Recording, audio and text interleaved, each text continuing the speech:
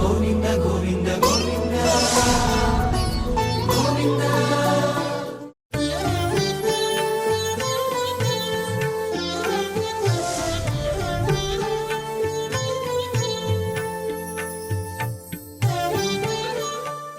ఓం నమో వెంకటేశాయ. నారాయణం నమస్కృత్య నరం చైవ నరోత్తమం దేవీం సరస్వతీం వ్యాసం తతో జయముదీరయేత్. మహాభారతాంతర్గతంగా ఉద్యోగ పర్వ అనే అంశాన్ని మనం చెప్పుకుంటూ ఉన్నాం.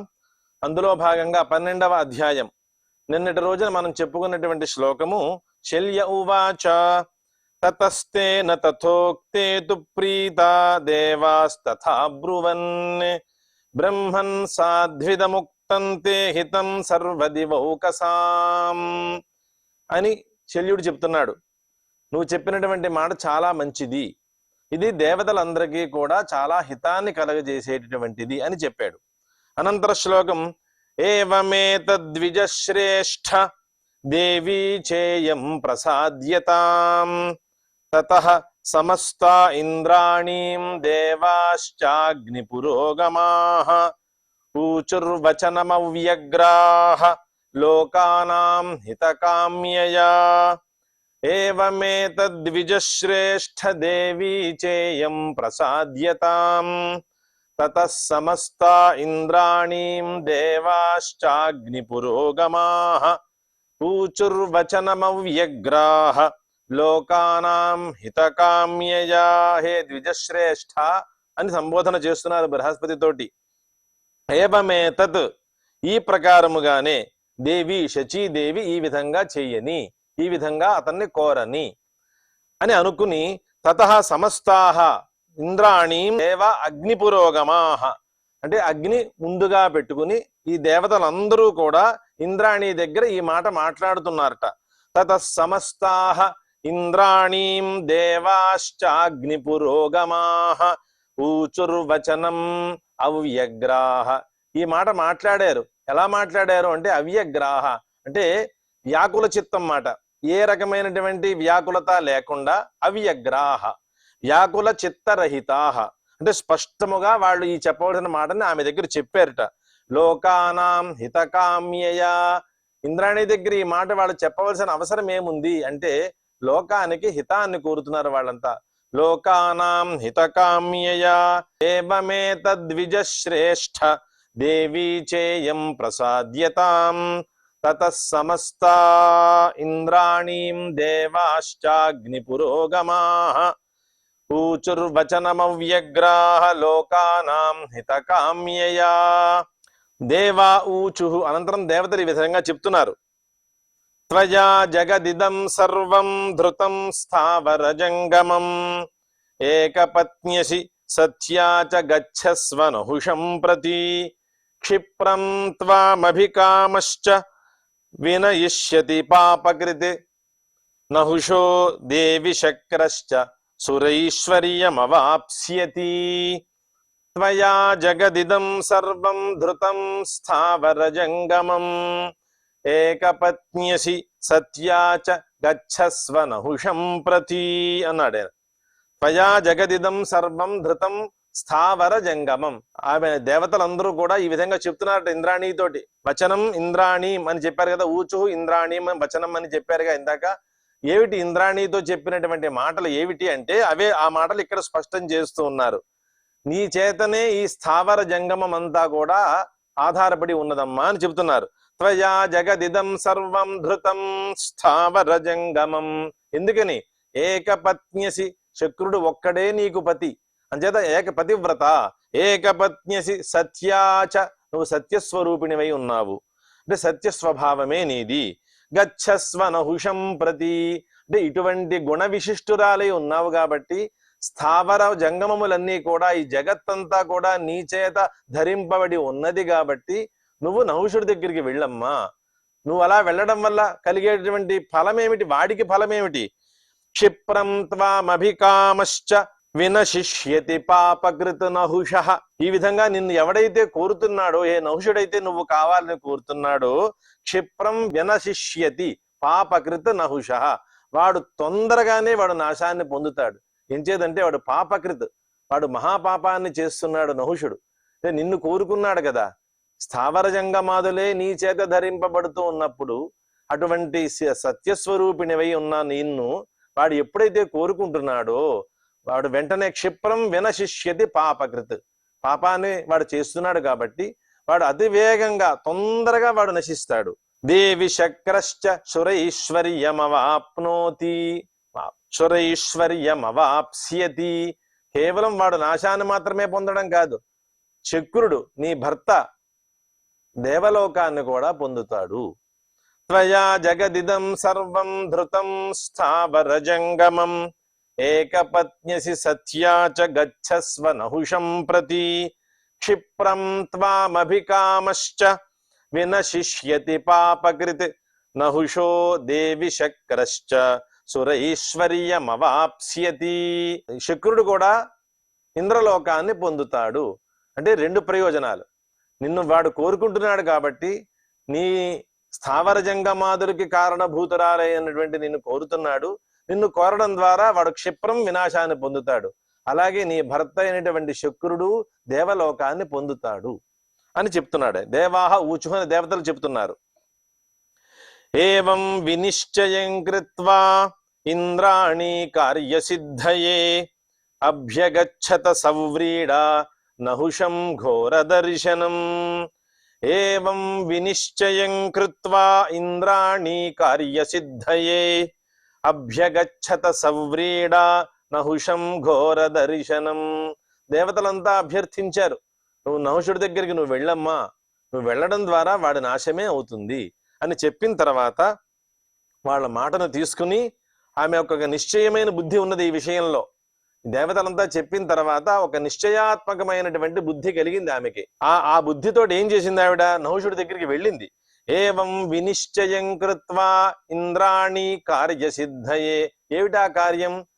నహుషుడి యొక్క పతనం, నహుషుడి యొక్క వినాశనం, అలాగే తన భర్త అయినటువంటి ఇంద్రుడు దేవలోక ప్రాప్తి, ఇది కార్యం.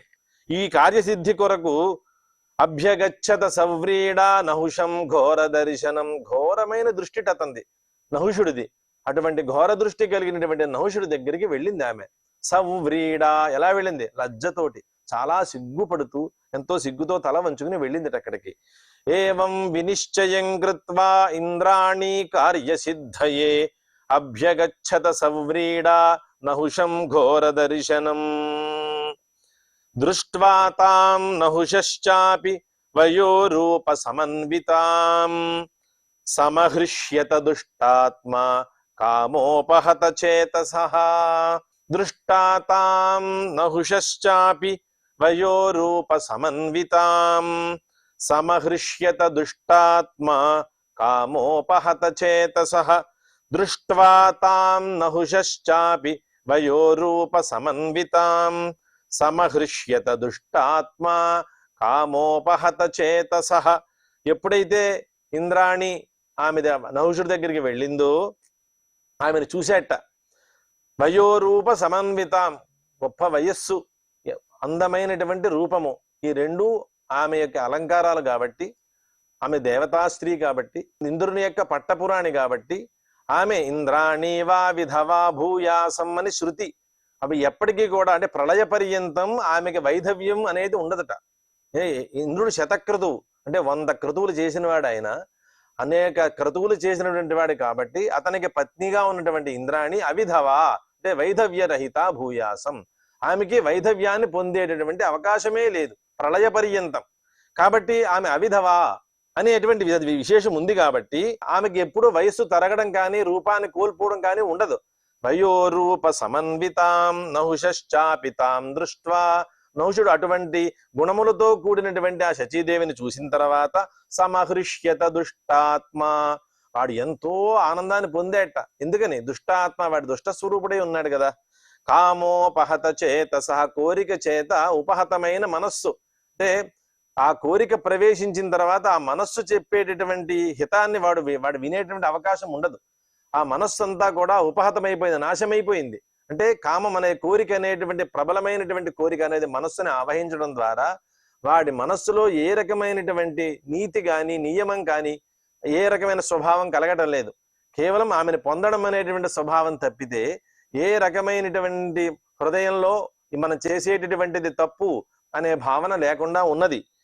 అభ్యగచ్చత సవ్రీడా నహుషం ఘోర దర్శనం దృష్ట్వా తాం నహుషశ్చాపి వయోరూప సమన్వితాం సమహృష్యత దుష్టాత్మా కామోపహత చేతసః ఇది శ్రీ మహాభారతే ఉద్యోగ పర్వణి సేనోద్యోగ పర్వణి ఇంద్రాణి కాలావధియాచనే 12వ.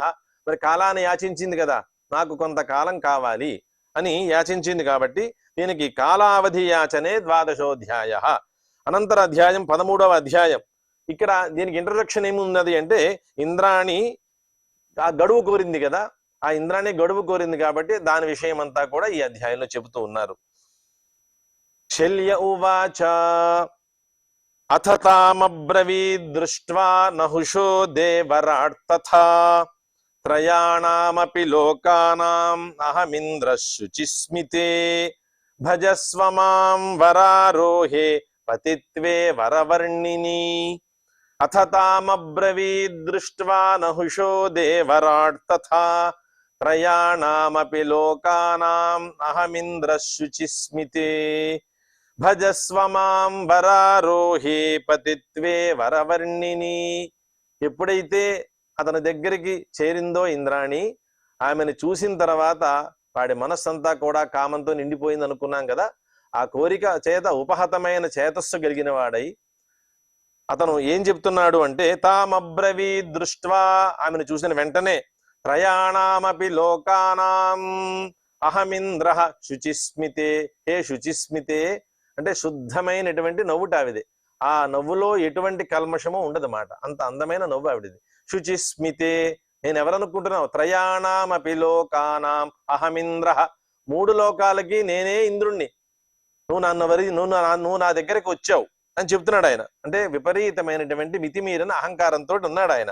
త్రయాణామపి లోకానాం అహమింద్రః శుచిస్మితే భజస్వ మాం వరారోహే పతిత్వే వరవర్ణిని. హే వరారోహే అని ఆమెను సంబోధన చేస్తూ పతిత్వే నన్ను భర్తగా నన్ను సేవించు, హే వరవర్ణిని సుందరమైనటువంటి స్వరూపము కలిగినటువంటి ఓ శచీదేవి నన్ను సేవించు, నన్ను ఆశ్రయించి నన్ను సేవించు అని చెప్తున్నాడు. అంటే ముందు చెప్పిన వాక్యంలో త్రయాణామపి లోకానాం అహమింద్రః అని అన్నాడు కదా, అంటే 3 లోకాలకి నేను ఇంద్రుణ్ణే. ఆ ఇంద్రుడని చెప్పడం ద్వారా నువ్వు నా దగ్గరికి రావడంలో ఏమీ ఇబ్బంది ఉండదు, నేను ఇంద్రుణ్ణే అనేటువంటి అభిప్రాయంతో ఉన్నాడనమాట. అంటే అటువంటి అహంకార పూరితంగా ఈ వాక్య ప్రయోగం చేస్తున్నాడు ఆయన. త్రయాణామపి లోకానాం అహమింద్రః శుచిస్మితే భజస్వ మాం వరారోహే పతిత్వే వరవర్ణిని.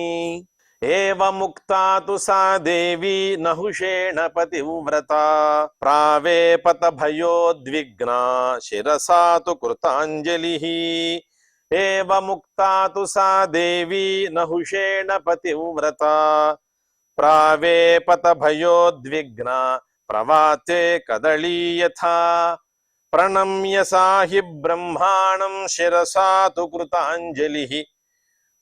దేవరాజమథోవాచ నహుషం ఘోరదర్శనం కాలం ఇచ్ఛామ్యహం లబ్ధుం తత్వః కంచిత్ సురేశ్వర అని ఈ విధంగా ఆమె అభిప్రాయం చెబుతోంది. ఒక గడువు కోరుతోంది కదా, ఆ గడువు కోరడానికి సంబంధించినటువంటి శ్లోకములన్నీ ఇక్కడ మనకి చూపిస్తూ ఉన్నారు.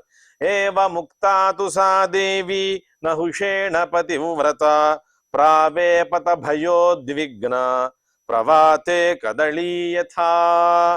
ఈ విధంగా నహుషుడు ఎప్పుడైతే ఈ వాక్యాన్ని చెప్పాడో, ఏ వాక్యం చెప్పాడు? త్రయాణామపి లోకానాం, 3 లోకములకి నేనే ఇంద్రుణ్ణి కాబట్టి నువ్వు నన్ను సేవించు, నన్ను ఆశ్రయించు అని చెప్పాడు కదా.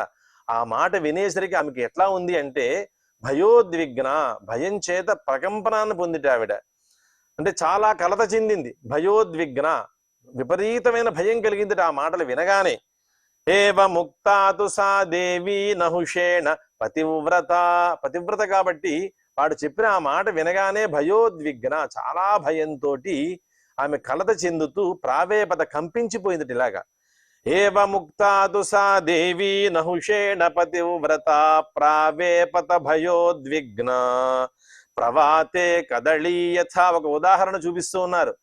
విపరీతమైనటువంటి గాలి వీస్తున్నప్పుడు కదళీ వృక్షం అంటే అరటి చెట్టు ఎలా ఊగిపోతుంది, ఇటు అటు దానికి అనేక దిక్కులుగా కంపించిపోతుంది అన్నమాట.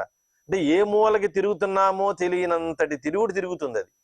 అంటే భయం కలిగితే మనిషి కూడా అదే స్థితిలో ఉంటాడు. అందుకే ఉదాహరణలో కదలి మనకి అరటి చెట్టును చూపించారు. మితిమీరినటువంటి ప్రవాతం, అది పిచ్చి గాలి మనకి వస్తున్నప్పుడు ఏమవుతుందంటే అది ఎలా కంపిస్తుంది అంటే ఒకటి వేళ్లతో సహా పెగలించుకుని కింద పడిపోతుంది ఆ కంపనానికి. అదే రీతి భయం కలిగిందిట ఆవిడికి. ఆ భయం చేత ఆవిడికి అంతటి కంపనం కలిగిందిట. కాబట్టి ఉదాహరణలో ప్రవాతే కదళీయథ అని దృష్టాంతం చూపించారు.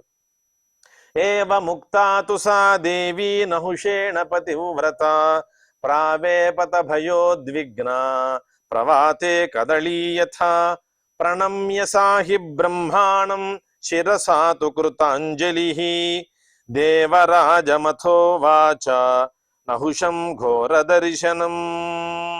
ప్రణమ్య సాహి బ్రహ్మాణం శిరసాతు కృతాంజలి. బ్రహ్మగారికి శిరస్సు వంచి నమస్కరించిందట ఒకసారి.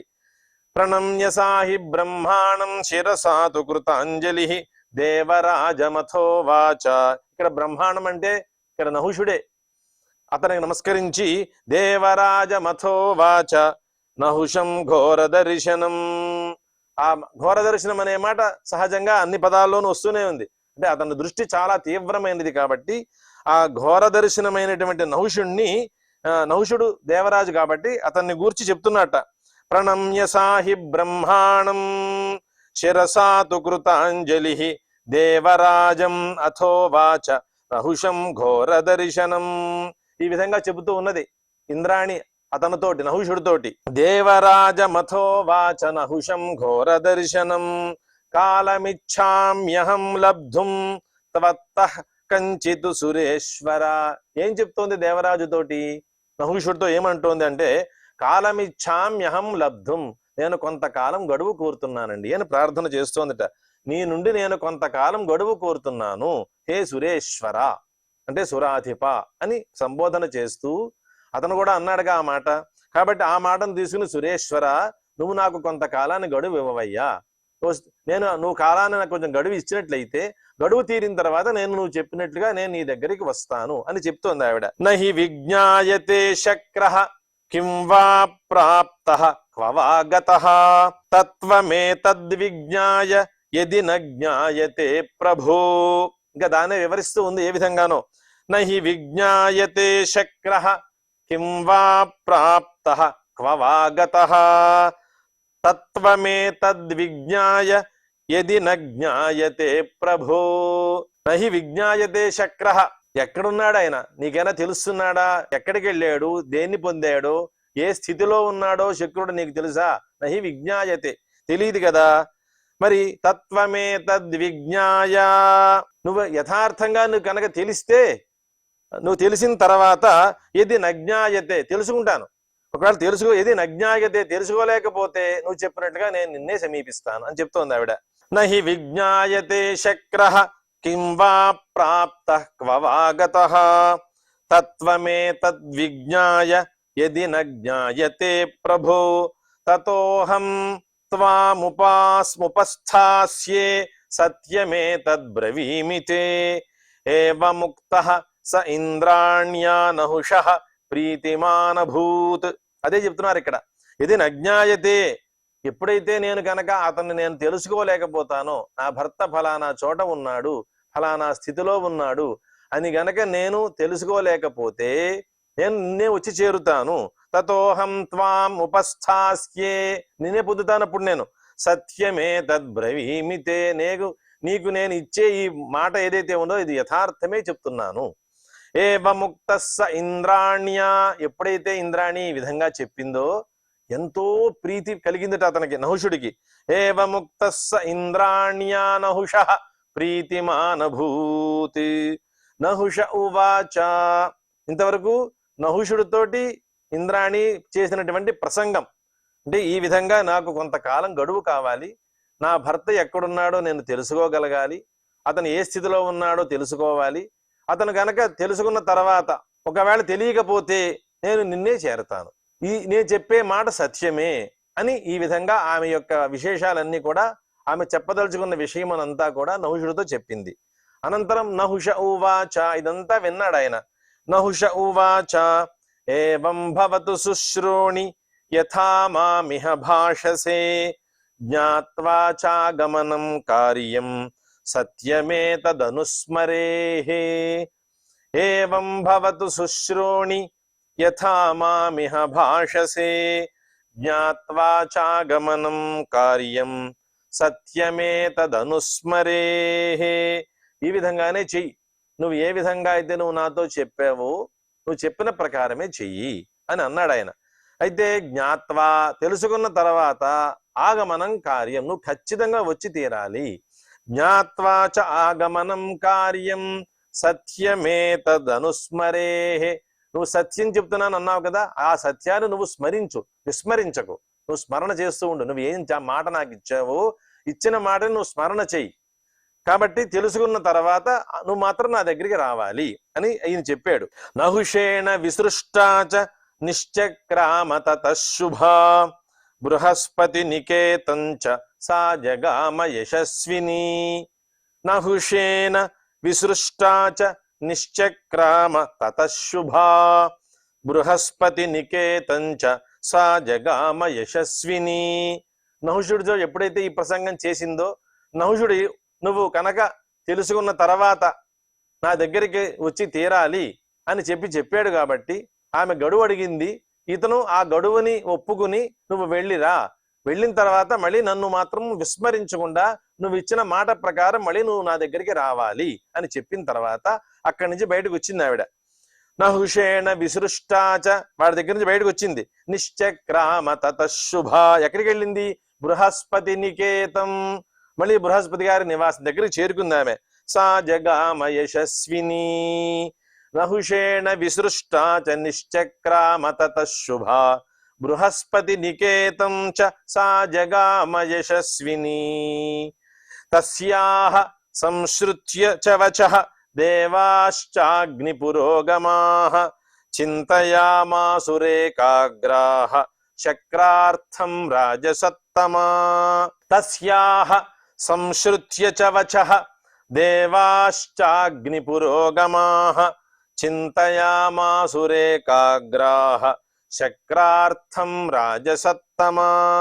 ఆమె యొక్క మాటలంతా దేవతలంతా విన్నారు. తస్యాః వచః సంశ్రుత్య, ఆమె చెప్పిన మాటలు ఏవైతే ఉన్నాయో నహుషుడి దగ్గర, దేవతలు అంతా కూడా అక్కడే ఉన్నారుగా, అగ్ని పురోగమాహ అన్నాం కాబట్టి ఈ అగ్ని దేవతలు వీరందరూ కూడా ఆ స్థానంలో ఉన్నారు కాబట్టి ఆమె చెప్పినటువంటి ఆ మాటలు అందరూ వాళ్ళంతా విన్నారు.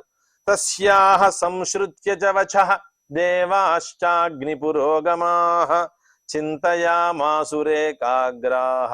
వాళ్ళు ఎప్పుడైతే ఈమె ఈ విధంగా చెప్పిందో వాళ్ళంతా చింతన చేశారట, విపరీతమైనటువంటి ఆలోచన చేశారట, ఏకాగ్ర చిత్తులై.